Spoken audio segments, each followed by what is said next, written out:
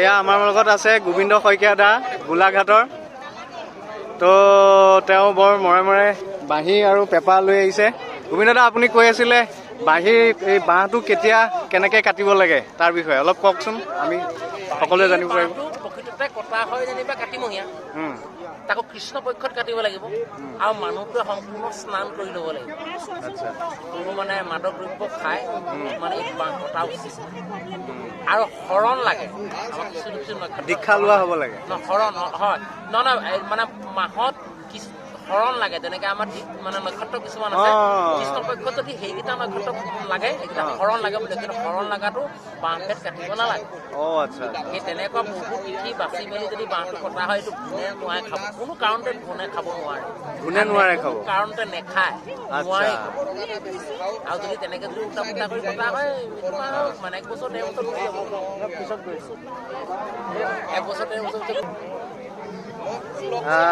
আপুনি এইবোৰ আপুনি তাৰ এই শিক্ষাবোৰ আপুনি পাইছে কেনেকৈ বাৰু?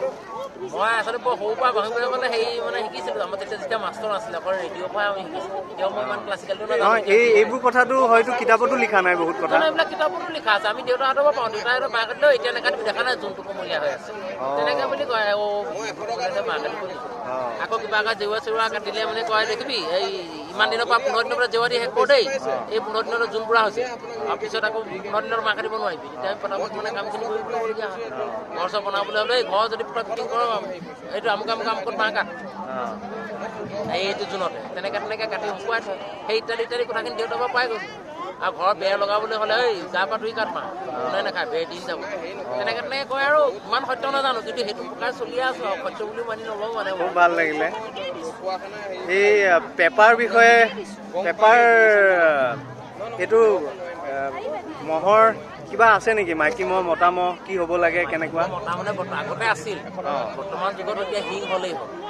বৰ্তমান যুগত বৰ দুৰ্লভ হৈ পৰিছে, শিং হ'লেই হ'ল। এনেই সদ্যহতে যিটো এই মানে এনেকুৱা ধৰণৰ কথাটো, এতিয়া বৰ্তমান আটাইতকৈ বজাই ভাল লগা আৰু শুনি ভাল লগা পেপাৰটো মহ, মাইকী মহৰ মাহজনী বয়স হ'ব লাগে 8 বছৰৰ ভিতৰত, অতিৰিক্ত 8 বছৰ। কোনো কাৰণতে মহজনী নেখায়ো নেমাৰেও আকৌ সেইজনী। যদি কিবা এটা ক্ষেত্ৰত ৰোগত মৰিল বা কিবা এটা হয় মানে চুইচাইড হৈ যায়তো কিছুমান, তেনেকুৱা যদি মানে 8 বছৰৰ ভিতৰত যদি মাইকী মহ পোৱা যায়, যেনেকৈ বনাই যেনেকৈ মাতে, যিমান দেৰি বজাই যিমান খুৱায়, ই ৰৈ নাথাকে। বহুত জোৰত পোৱালেও মাতিব, লাহেকৈ পোৱালেও মাতিব, মানে টিউনত তাক কোনো হটাব নোৱাৰে। খালি 8 বছৰ ভিতৰ বয়স হ'ব লাগে। কাৰণ মই 90 চনৰ পৰা বেমাৰটো হাতত লৈছোঁ, 92 চনৰ পৰাই বুঢ়া মানুহক লগ কৰি এই পৰ্যায়ত। আগৰ মানুহবিলাকে শিকাই দিয়া মানে পদ্ধতি নাছিল, নেজানো শিকাই দিয়া। সেইবিলাক আমি জনা শিকাই দিওঁ, তেনেকৈ আমাক কোনো শিকাই দিয়া নাই। সেই তেনেকুৱা মহটো তাৰমানে খুব কম বয়সৰ হ'ব লাগে, মাইকী 8 বছৰ বয়সৰ, বৰ ধুনীয়া। মানে মোৰ এযোৰ আছে সেইকাৰণে মই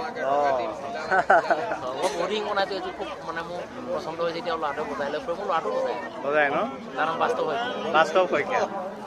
এইটো কি? এইটো হ'ল মানে গগনা থোৱা হয়। আচ্ছা, এইটো থ'বলৈহে ন? হয়, গগনাটো থোৱা হয়। ইয়াত গগনাটোতো এতিয়া ই স্কেলৰ গগনাখন মানুহজনে 400-500 টকা দি কিনিবলগীয়া হয়। ই স্কেল সেই গগনাখন খুব ভালকৈ ৰাখিবলগীয়া হ'লে মানে তললৈ দি এনেকৈ এই বস্তুটো লগাই বা ছেফ হৈ পৰিলে নষ্ট নহয়। গগনাবোৰৰ দাম বহুত নেকি বাৰু? গগনা আছে মোৰ ওচৰতো বৰ্তমান 500 টকীয়ালৈকে আছে। আচ্ছা, কিন্তু বৰ্তমান এইবিলাক 100 টকা দি আছে বা 50 টকা দিব পৰা। বজাই শুনাওকচোন।